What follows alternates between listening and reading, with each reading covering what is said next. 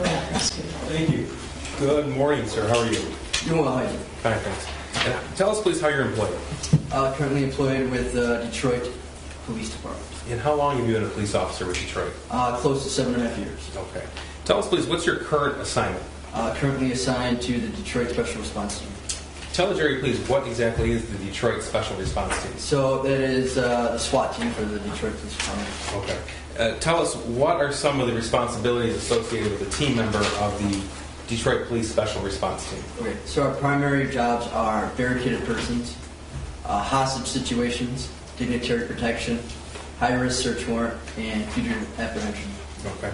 How often would you say that you engage in these sort of duties? So I'm close to 60 barricade or hostage situations right now, and I would say a little over 200 warrants right now. Okay. Is this something that is a SWAT team member or special response team member you do on a daily or weekly basis? Every day. Okay. And how long have you been a member of the special response team? Going on 4 years. 4 years, okay. I'd like to direct your attention to about 11:30 p.m. on Friday, December the 3rd, 2021. Do you recall that date and time? I do. And were you working or were you called in? I was called in. And tell us what that means, please. So I was probably sleeping at that time. My work phone goes off because we're always on call. So it's blasting. You wake up, you look at your phone, and depending on what you get called in, so that day we were called in for fugitive apprehension. We're told to report to the base. I reported to my base. The Detroit Police Special Response Team base? Yes, sir. Okay. And then what do you do there? Then I gather all my equipment up. So, you grab your rifle, your body armor, your belt, anything you need for your objective for the night. Okay. Were you told at that point why you were being called in specifically? We knew we were going for 2 fugitives. Okay. And so you got to the base and then you obtained your gear? Correct. And what happens next? Then I was loaded onto the Bearcat, which is our smaller armored vehicle. And then we go from there to our assigned address. Okay. So if I understand you correctly, there are other members of the special response team with you at the base at that point? Yes, sir. And you said we loaded on the Bearcat, so that means other members loaded onto the vehicle as well? Yes, sir. Okay. Do you recall how many? I would say around 6. 6? Okay. And you traveled together to the location you were called for? Yes, sir. Would that be 1111 Bellevue in Detroit? Yes, sir. Okay. So give us an idea sort of where this location is. So the closest geographic, I would say, would be like Belle Isle. Okay. We go like Belle Isle and then west off of Jefferson, like the closest. Now, do you recall approximately what time you would have arrived there? It was late. I know we got recalled late, like almost 12. And 12 is at midnight? 12 midnight. Okay. So I would say it took me about 20 minutes to get from my house to the base, and then after loading the equipment up, probably about 25 minutes from our base to the location. All right. Tell us, please, what you observed when you arrived at that location. So we were one of the last officers there because there's 2 different teams on the special response team. There's a reactive team. The first guys that have take-homes, and they go directly to the scene. Take-home vehicles? Correct. Okay. And then the second set of the team, which I'm on, they go to the base and get all the equipment, and then they go to the scene. So we were probably one of the last officers that arrived to the scene at the time. Okay. So when you arrived there, can you give us a number, or approximately how many other law enforcement personnel you observed? So I can't give you a hard number, but I can tell you when we pulled up in the armor, it was packed. Like I've been to a lot of stuff, right? The street was like I didn't even know what I was honestly pulling up on when we did that. When we pulled up in that small Bearcat, I was like, well, all right, I guess we're doing this. And there was tons of officers. The street was packed. It was busy. Now, tons of officers. Are we talking about just Detroit or other departments as well? I couldn't, like, once I got in the building, I could tell you more. But pulling up, I just seen a lot of cop cars. Okay. So it's when you arrived, you made that observation. Did you meet with other team members? Yeah. Okay. Yeah. And what happens next? So I got off the Bearcat. I grabbed the Halligan, which is like a pry bar. So we're taught that you have to grab your Halligan and a ramp because you never know what you're going into. Can you describe what those 2 things are, please? Yeah, so your Halligan is going to have like a sharp point on it and like rabbit tails on the end of it, and it's like a bar like this big. Are you talking about 3 feet long or so? I would say, yeah. Okay. Then you have your RAM. We use a maritime RAM, so it's probably about this big. It's like 35 pounds, and it has a block on it about that big. Okay, just so we have a little bit of an idea of making a record here. About a foot and a half long, or? 2 feet, safe to say. Okay.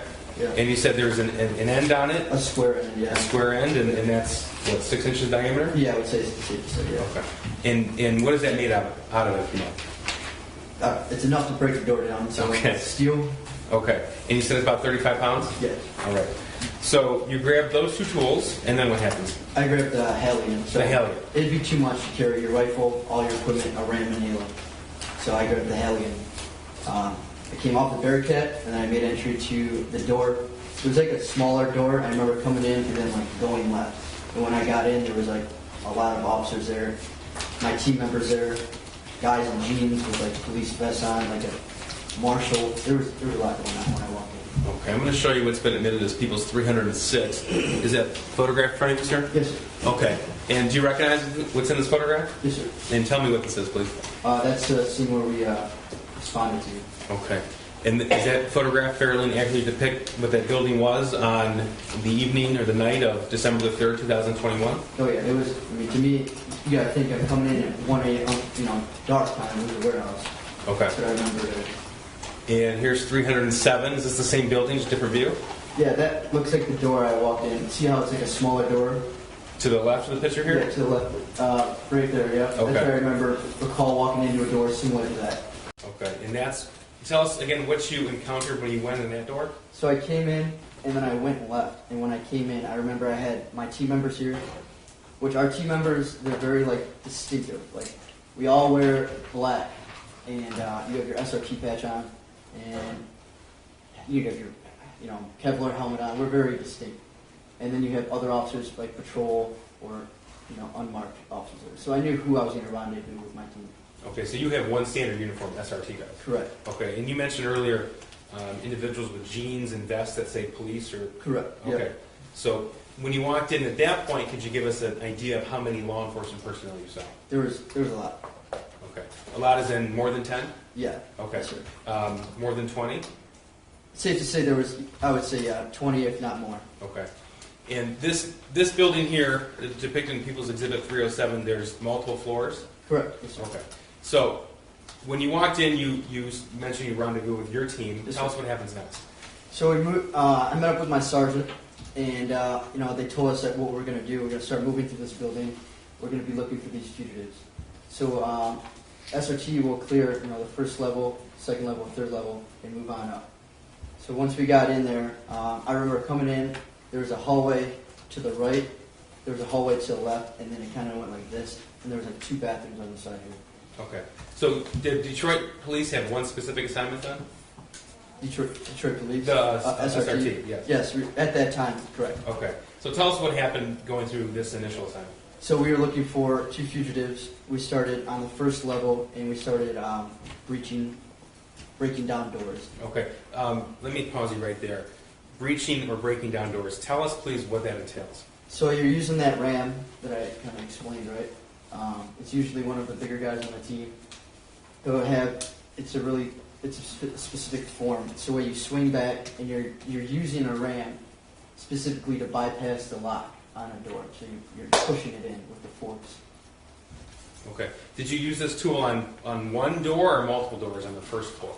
I would say us using it on multiple. I would say not more than 3, but I would say at least 2 to 3. Thank you so much for joining us here on CBS News Detroit. I'm Meredith Bruckner. This afternoon, we're continuing our gavel-to-gavel coverage of James Crumbley's trial, as we've been doing since the beginning. We're going to have a live look back into the courtroom in Pontiac, and we do want to warn our viewers what you hear and see may be disturbing. Maybe possibly the second floor and never came down. So we went upstairs. When we got upstairs, there was another SWAT team. It wasn't, I'm not sure what SWAT team it was. It could have been a federal SWAT team. It wasn't Detroit, though. No, it was not. Okay. So we got up there. They told us that there was locked doors, but they cleared the open doors at that time. So sooner or later, our team got a hold of a ring, full of keys. And I'm talking it was a ring, 100 keys. And there you go. Well, these are the keys to this building. Use it, so stop breaking down our doors. So we started unlocking doors on the second story, clearing it out. Okay. And, That's on the second floor? correct. Okay, but that's after doors were already breached on the first floor? Correct. Okay. This is Exhibit 309. Just to confirm, this is the same building, 1111 Bellevue in Detroit, just from a different view? Correct. Yes, Okay, correct. Okay, thank you. Now, after you obtained, or your team obtained that ring of keys on the second floor, did you obtain information that the wanted fugitives could be somewhere in the building? Yes, sir. Okay, and do you recall where that was? So we were notified, at least I was notified, that the fugitives may be downstairs in a particular room. So our team went back downstairs to the particular room and we lined up. And Okay, particular room, was it Suite 130? I would say it's safe to say. Okay, so that would be on the first floor. Prior to that information being obtained by your team, that door was not breached, is that correct? Correct. Okay, were doors around that suite breached? Yes, sir. Okay, is that a loud process or a quiet one? It's going to be loud. Okay, and that's because you described the 35-pound RAM and what it's used for? Yeah, you're breaking down. Yeah, you're slamming a door. Now, on this particular evening, December 3rd, 2021, well, first of all, let me ask you, do you recall the approximate time that you entered Suite 130 at this location?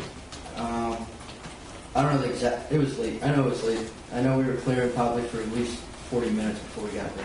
Okay, and that's your particular team clearing for 40 minutes? Yes, sir. I'm Okay. saying me specifically with my team. Okay, thank you.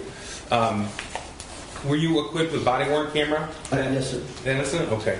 And if we had a date and time stamp from that body-worn camera, would that tell us specifically when it occurred? Yes, sir. I'm going to show you what's been admitted as People's 304. This is body-worn camera from that week.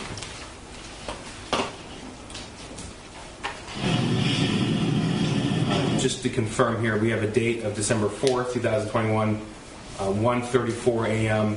And your name is on the bottom of this? Yes, sir. Okay. Do you recognize this as being your body-worn camera footage? Yes, sir.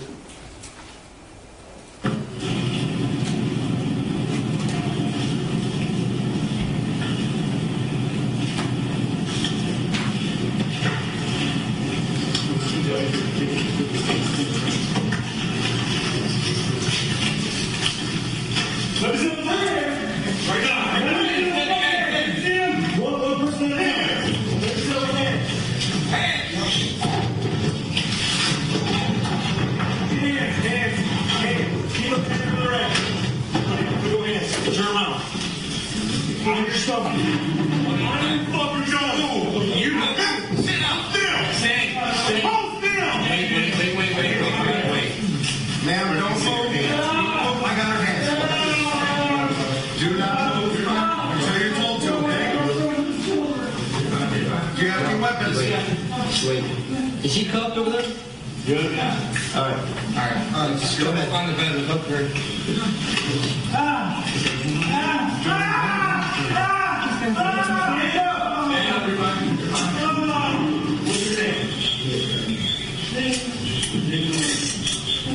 Hey, come on. I'm 14.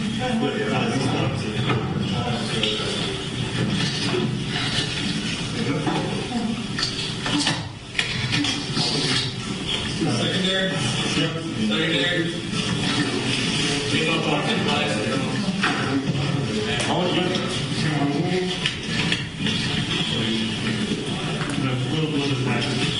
Get ready? Yep.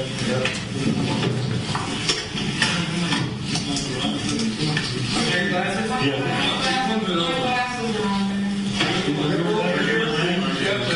This is mine. Sorry. Look at him. Here. Mark.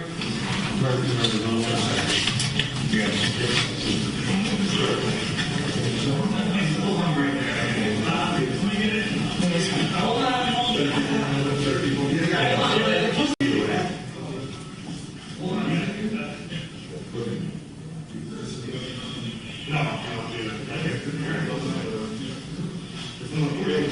What? This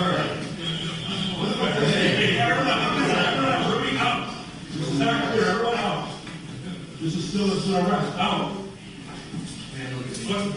Man, we have double checks and weapons. We're not. This is still an act. We got them. I gotta get.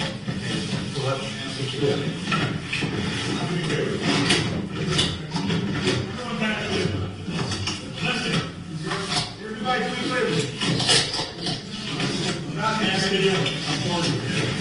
Sir, I'm going to stop it right there. What was the purpose in looking in that specific area?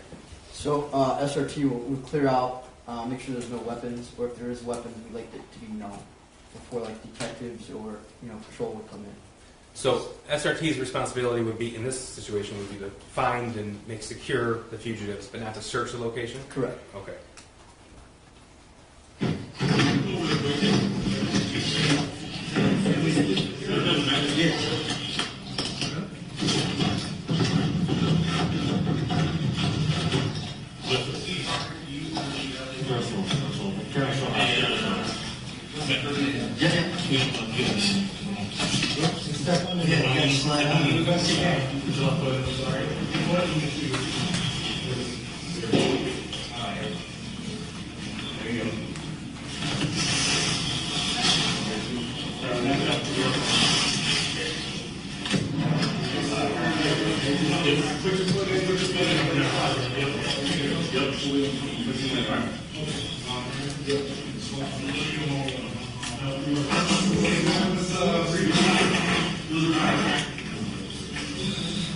I can't do this. These sorts of these are about crime.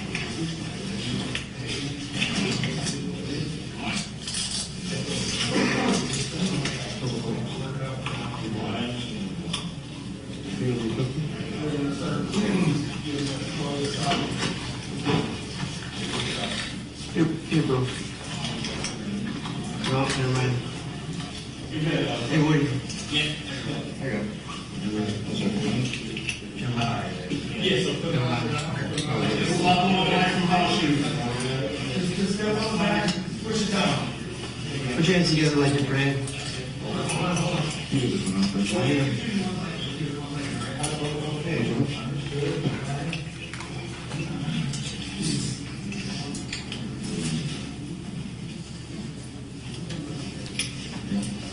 Hands back together like you're praying.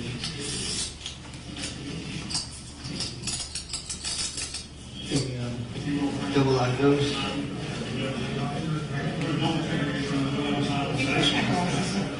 Not just in your pocket. No, I can't see it.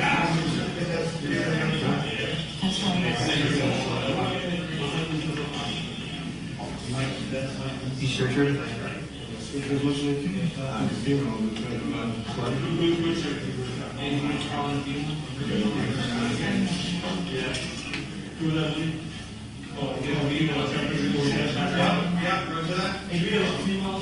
Yes.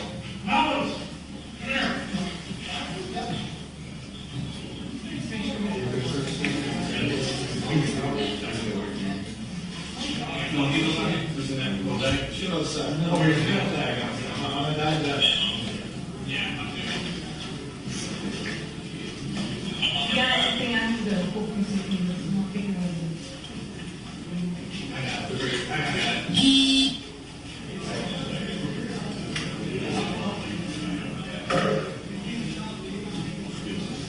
The search of the male fugitive's person, that's for weapons. Where any found? Not that I can recall now.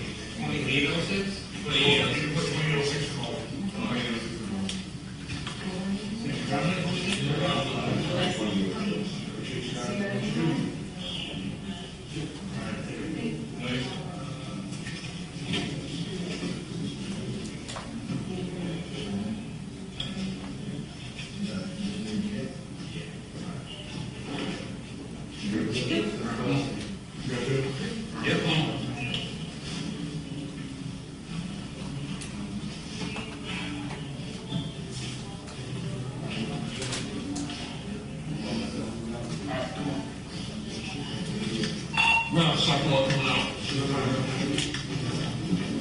Hey, Liz? Yeah. Come with us. Come on, sir. You good? I'm just going to pause it for a second. At 1:42 a.m., 22 seconds. This is the hallway right outside of the suite where they were found in that location? Yes, sir. Okay, does this give an idea of the number of law enforcement personnel outside of that suite at that time? Yes, sir. Okay, appreciate it. Nice work.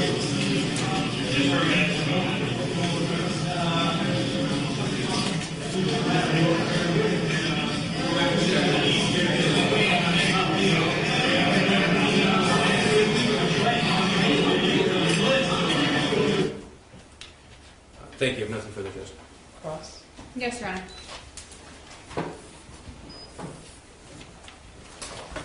Good afternoon. Yeah. Your role with Detroit Special Response Team, one of the things that you do is fugitive apprehension. Yes, ma'am. Fugitive apprehension is typically when there's a person who is not coming in to address allegations or charges against them, correct?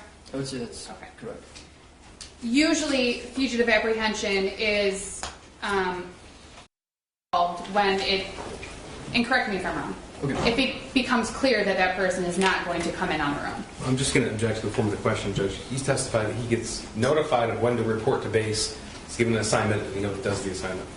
Yeah, are you the one who decides that? No.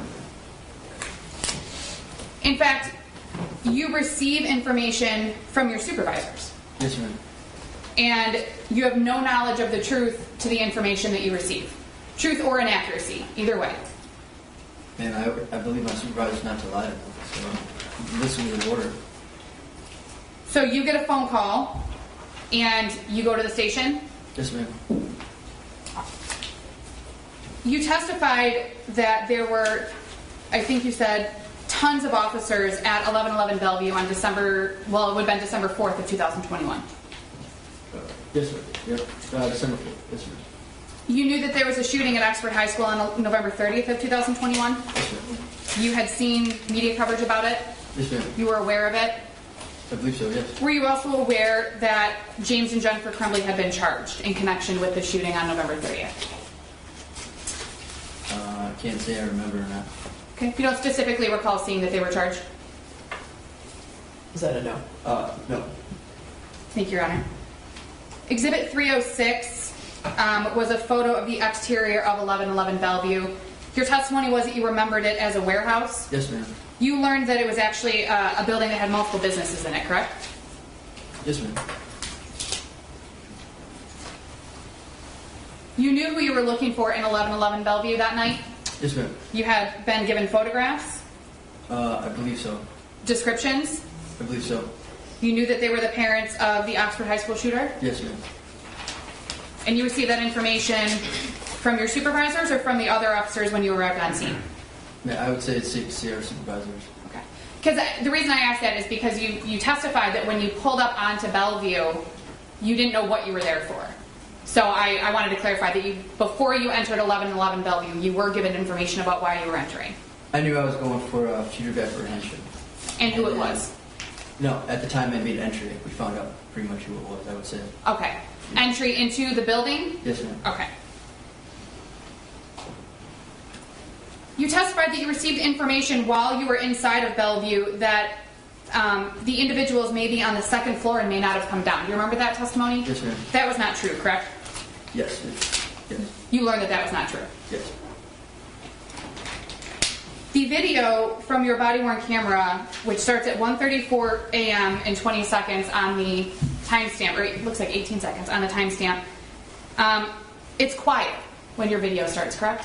Correct. You can hear like a little bit of your movement with your equipment and stuff, but otherwise you don't hear yelling, you don't hear any other sounds, correct? Yes, ma'am. You would agree with that? Yes, ma'am.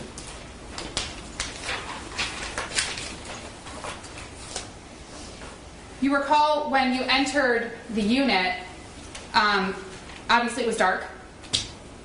Yeah, didn't leave it. You don't recall seeing police lights in the windows of the room, if you recall? Yeah, ma'am, I wasn't paying attention to that. You were looking at the people that were on the bed, right? Yes. In the middle of the room. Yes, ma'am. In fact, when you entered the unit, when you and your team entered the unit, James and Jennifer Crumbley were laying on a mattress in the middle of the room, which we saw. Yes.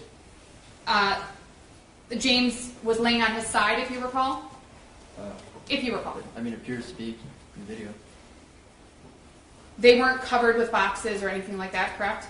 No. There was I think Jennifer Crumbley had a blanket on, otherwise James was completely uncovered. It's safe to say. He slowly rolled over as you all were giving him commands, correct? It looks like that. I think I was paying more attention to Jennifer. Okay. So. You don't recall him doing anything that would cause you all to be concerned. He didn't jump up, he didn't start to run, he didn't become combative. None of that happened from what you recall. I would say he did none of that, but as far as our team goes, we're trying to take every caution as it is.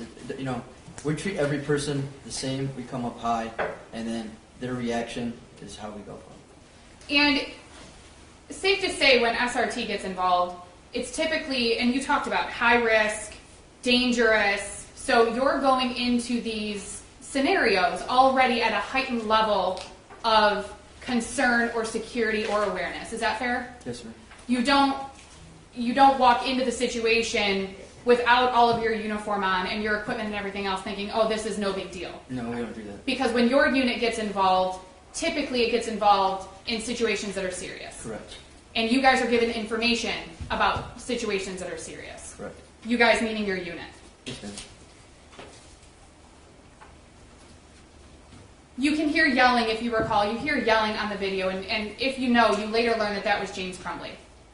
Okay. He wasn't yelling at officers. Okay. Yes, You- ma'am. No, you yeah, recall he that? Yeah, he didn't seem to be yelling at us. Okay.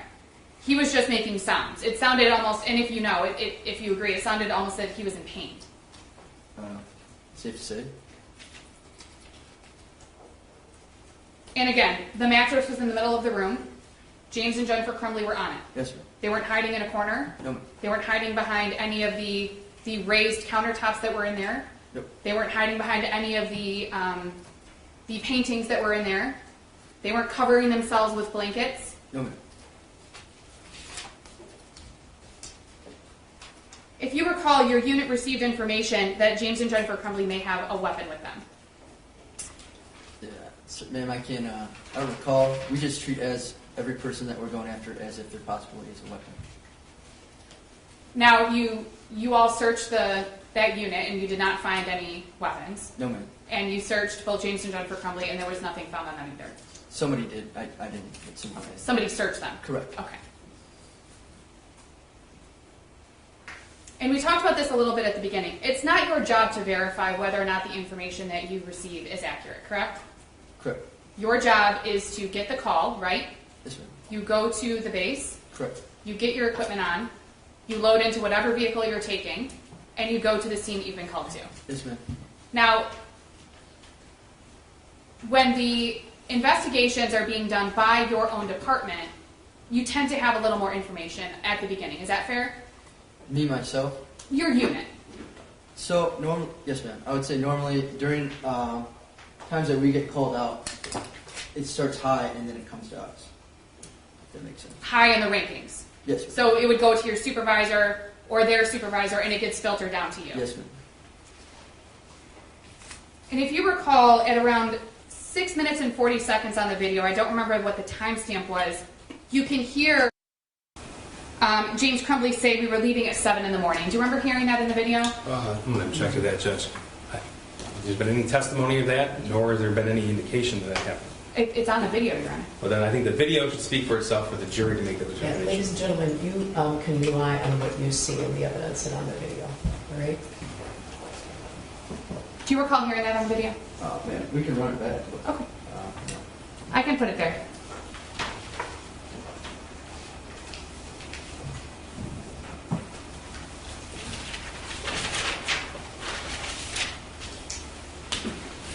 It's 6:24.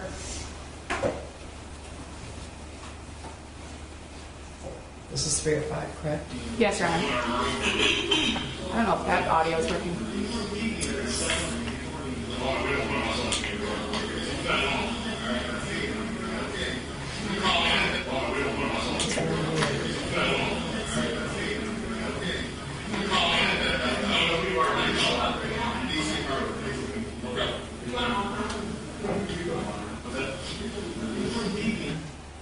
Oh, I don't know. Can you hear it from this?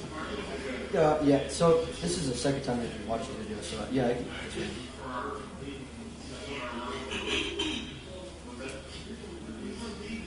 Again, this witness can't interpret what he thinks somebody else may have heard. His camera obviously is 3 people away from where James Crumbley's in the video. The video would speak for itself. It does. She has to convert it. And he asked me to play the video back, Your Honor.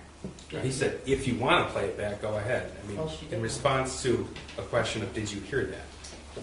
Okay, so did you hear it? Just Thank you. I have no further questions, Your Honor. Redirect. Sir, did you learn that they had active arrest warrants at the time you arrived on scene?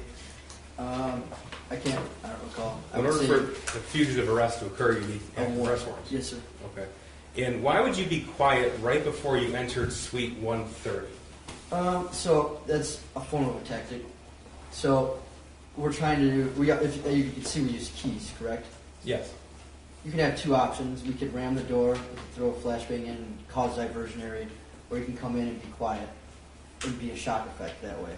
So our supervisors made the decision to use the keys, unlock it, and use it as a surprise effect. So everyone being quiet in the hallway, that was intentional as a tactic before you entered this particular suite. Yes. Now the using the ram, that wasn't a quiet tactic, was it? No. Okay, so the noise level that would have been depicted before those doors were breached right around this suite here would have been much different? Yes. Thank you, nothing further. Briefly, Your Honor. You have no knowledge of your own whether or not James Crumbley heard anything that was going on outside of that suite, correct? No. Thank you. No further questions, Your Honor. All right, you can step down.